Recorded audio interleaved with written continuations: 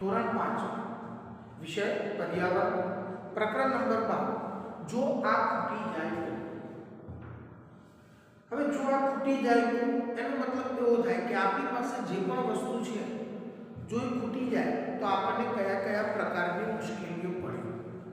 તો સૌથી પહેલી જ્યારે આપણે વાત કરીએ કે આ ખૂટી જાય તો એમાં આપણે વાત કરવાની છે ઊર્જાની। તો ઊર્જા એટલે કે ઊર્જાની જો વાત કરીએ તો ઊર્જા એટલે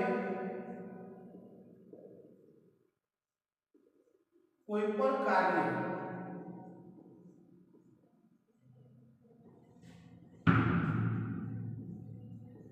કાર્ય કરવા માટેની શક્તિ।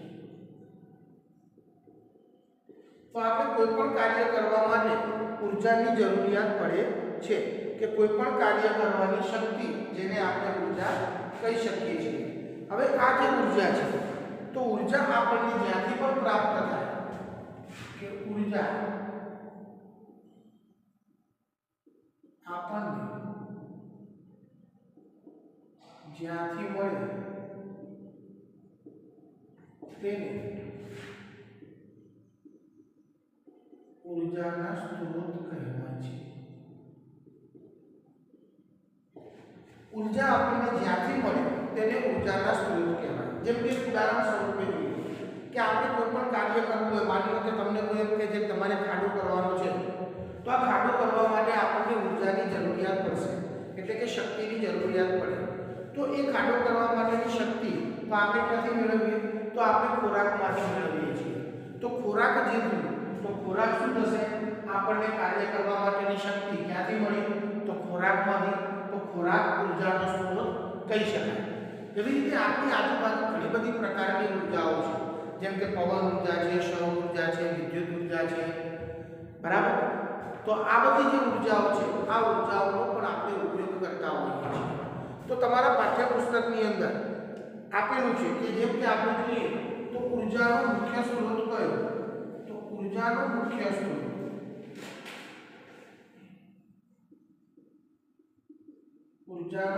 સ્ત્રોત સૂર્ય છે,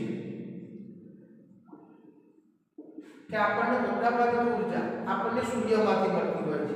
આ સિવાય જો આપણે વાત કરીએ તો આપણને ઊર્જા પેટ્રોલ, ડીઝલ, કેરોસીન, કુદરતી ગેસ, પવન ઊર્જા,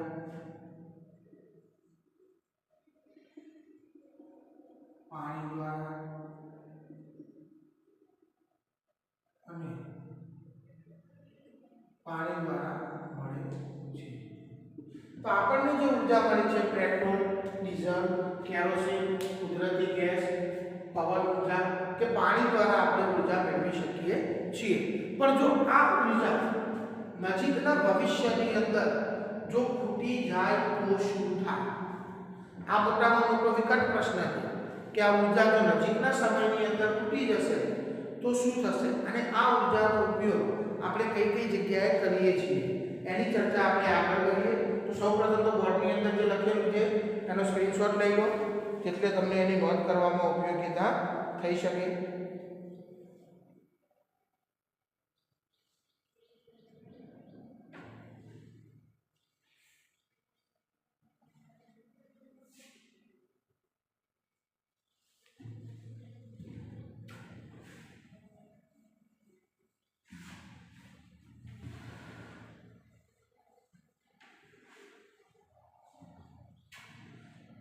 ત્યારબાદ જો આગળ વાત કરીએ તો આપણે અત્યારના જમાનાની અંદર કેટલાક સાધનોનો ઉપયોગ કરતા હોઈએ છીએ કે દરેક વ્યક્તિ જે છે એ પોતાની એક જગ્યાએથી બીજી જગ્યાએ પોતાના નિયત સ્થાને પહોંચવા માટે ઝડપી કઈ રીતે પહોંચવું એના માટેના વિકલ્પો હર હંમેશ માટે ગોતતો હોય છે।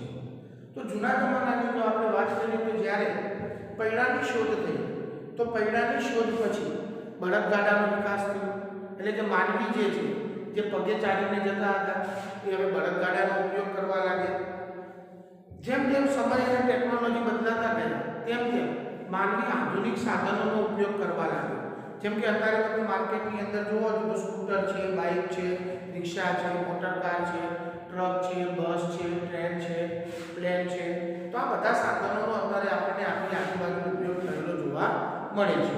તો આપણી આજુબાજુ જોવા મળતા જે સાધનો છે જેમ કે સ્કૂટર,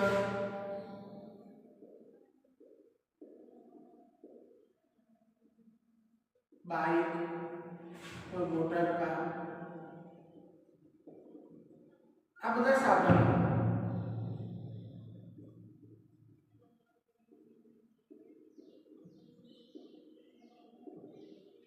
પેટ્રોલથી ચાલે છે, જ્યારે બસ, ટ્રક વગેરે ડીઝલથી ચાલે છે. રિક્ષા, મોટર કાર વગેરે સીએનજી થી પણ ચાલે છે. તો આપણી આજુબાજુ આપણને જે પણ સાધનો જોવા મળે છે એ સાધનો અલગ અલગ પદાર્થોનો એટલે અલગ અલગ પેદાશોનો ઉપયોગ કરી જેમ કે ડીઝલ, પેટ્રોલ, સીએનજી નો ઉપયોગ કરીને પણ ચાલે છે. પણ પહેલાના જમાનાની અંદર ટ્રેન કોલસા વડે ચલાવવામાં આવતી હતી.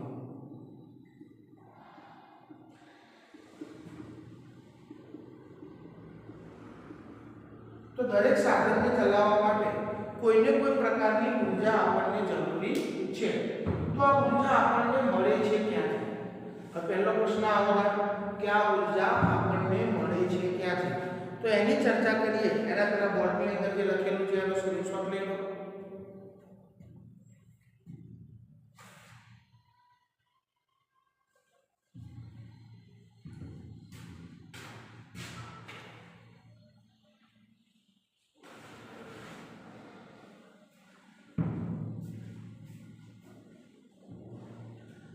તો આપણે જે આ ઊર્જાનો ઉપયોગ કરીએ છીએ પેટ્રોલ, ડીઝલ, કેરોસીન, કોલસો કે ગમે તે, તો આ પદાર્થો, આ જે ઊર્જાના પદાર્થો, ઊર્જાના સ્ત્રોત છે એ આપણને જમીનમાંથી મળે છે, એટલે કે પૃથ્વીના પેટાળમાંથી મળે છે. તો પૃથ્વીના પેટાળની અંદર આ પદાર્થો, આ ઊર્જાનો સંચય કેવી રીતે થયો? તો જ્યારે કોઈ જ્વાળામુખી વિસ્ફોટ થાય, ધરતીકંપ આવે, પૂર આવે, વાવાઝોડું આવે, ત્યારે પૃથ્વી ઉપરના જે ઘટકો છે જમીનની અંદર બેઠા એના ઉપર લાખો વર્ષોની પ્રક્રિયાને અંતે એમાંથી કોલસો, પેટ્રોલ, ડીઝલ અને કેરોસીન મળે.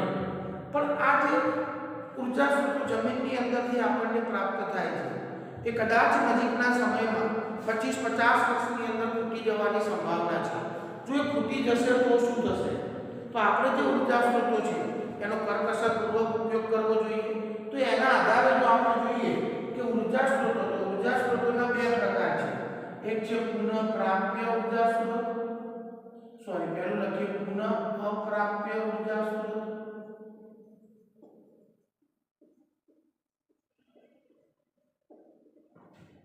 અને બીજા નંબરમાં છે પુનઃપ્રાપ્ય ઊર્જા સ્ત્રોત.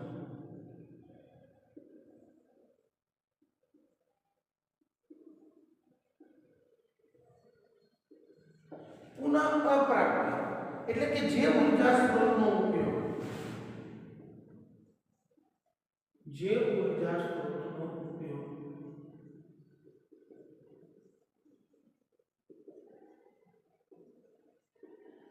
એક વખત કર્યા પછી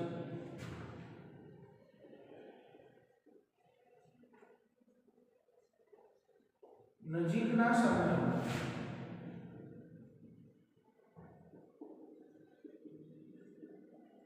ફરીથી મળી શકે તેમ નથી,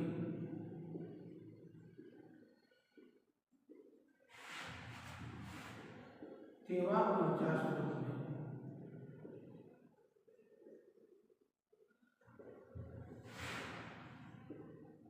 પુનઃઅપ્રાપ્ય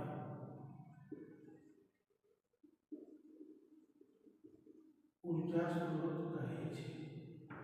એટલે કે જે ઊર્જા સ્ત્રોતનો એક વખત ઉપયોગ કર્યા પછી નજીકના સમયની અંદર ફરીથી મળી શકે તેમ નથી તેવા ઉર્જા સ્ત્રોતોને પુનઃ અપ્રાપ્ય ઉર્જા સ્ત્રોતો કહે છે. એટલે કે આવા ઉર્જા સ્ત્રોતોને મેળવવા માટે આપણે ફરીથી લાખો કરોડો વર્ષ સુધી રાહ જોવી પડશે.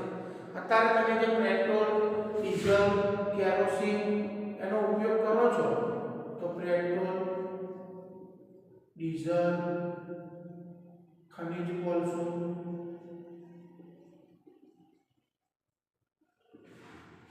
કુદરતી ગેસ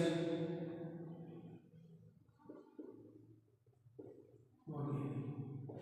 તો પેટ્રોલ, ડીઝલ, ખનિજ કોલસો, કુદરતી ગેસ આ બધાનો જે તમે હાલ ઉપયોગ કરી રહ્યા છો એ નજીકના સમયની અંદર જો ખૂટી જશે તો શું થાય? તો કે આ જે પદાર્થો છે, જે ઉર્જાના સ્ત્રોતો છે, એને બચતા લાખો કરોડો વર્ષો લાગ્યા છે. અને વળી પાછા જો ખૂટી જાય તો એને ફરીથી મેળવવા માટે વળી પાછા લાખો કરોડો વર્ષો આપણે એના માટે રાહ જોવી પડે. પૃથ્વીના પેટાળની અંદર જ્યારે આ બધા પદાર્થો દબાણા ત્યારે એના ઉપર રાસાયણિક પ્રક્રિયા થઈ અને રાસાયણિક પ્રક્રિયાના પરિણામે આ બધા ઉર્જા સ્ત્રોતોનો વિકાસ થયો. કોઈ જંગલ હોય, જંગલની અંદર જો દાવાનળ ફાટી નીકળે તો એના વૃક્ષો જે છે બળી જાય, જંગલમાં રહેનારા પ્રાણીઓ પણ બળી જાય અને જમીનની અંદર દટાય અને એના ઉપર રાસાયણિક પ્રક્રિયા થાય પૃથ્વીના પેટાળની અંદર અને એમાંથી આપણને ખનિજ કોલસો પ્રાપ્ત થાય. તો આ જે પદાર્થો છે કે જો એનો આપણે બેફામ ઉપયોગ કરશું તો નજીકના સમયની અંદર ખૂટી જવાની પૂરેપૂરી સંભાવના છે. બીજું છે પુનઃપ્રાપ્ય ઉર્જા સ્ત્રોત, કે જે ઉર્જા સ્ત્રોતો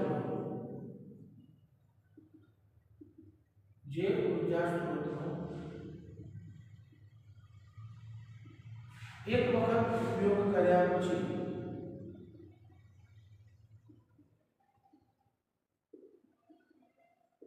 ફરીથી તેનો ઉપયોગ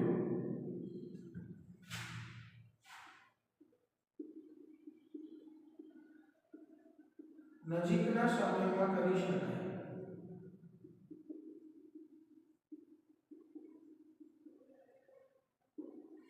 તેવા ઉર્જા સ્ત્રોતોને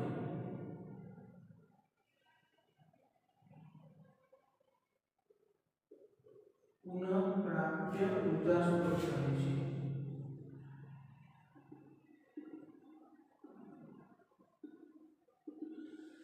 પુનઃપ્રાપ્ય જે ઉર્જા સ્ત્રોતનો આપણે એક વખત ઉપયોગ કર્યો અને નજીકના સમયની અંદર ફરીથી એનો ઉપયોગ કરી શકીએ, એટલે કે ક્યારેય એ ખૂટવાના નથી તેવા ઉર્જા સ્ત્રોતોને પુનઃપ્રાપ્ય ઉર્જા સ્ત્રોતો કહેવાય. જેમ કે પવન, સૂર્યપ્રકાશ, પાણી, સમુદ્રના પાણીમાંથી મળતી ઉર્જા,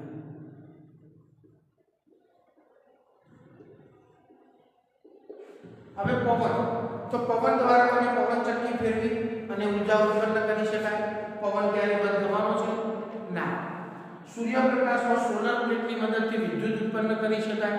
સૂર્ય ક્યારે પ્રકાશ આપવાનું બંધ કરવાનો છે? તો ના.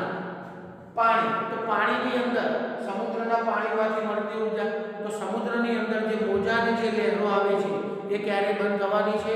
તો ના. ક્યારે નથી થવાની? તો સમુદ્રમાં મોજામાં કે પાણી સંગ્રહાયેલું હોય ધોધની અંદર, તો આપણે એની નીચે પવન એટલે કે વિન્ડ ટર્બાઇન મૂકી અને આપણે એમાંથી વિદ્યુત ઉત્પન્ન કરી શકીએ છીએ. તો પવન છે, સૂર્યપ્રકાશ છે, પાણી છે, સમુદ્રના પાણીમાંથી મળતી ઉર્જા છે, આ ઉર્જાનો ક્યારેય નાશ થવાનો નથી. તો આવી જે ઉર્જાઓ છે એને પુનઃપ્રાપ્ય ઉર્જા સ્ત્રોતો કહેવામાં આવે છે. તો પુનઃઅપ્રાપ્ય અને પુનઃપ્રાપ્ય ઉર્જા સ્ત્રોતોનો આપણે અભ્યાસ કર્યો. તો સૌપ્રથમ તો બોર્ડની અંદર જે લખેલું છે એનો સ્ક્રીનશોટ લઈ લેજો જેથી આપણે એને લખવામાં ઉપયોગીતા થઈ શકે.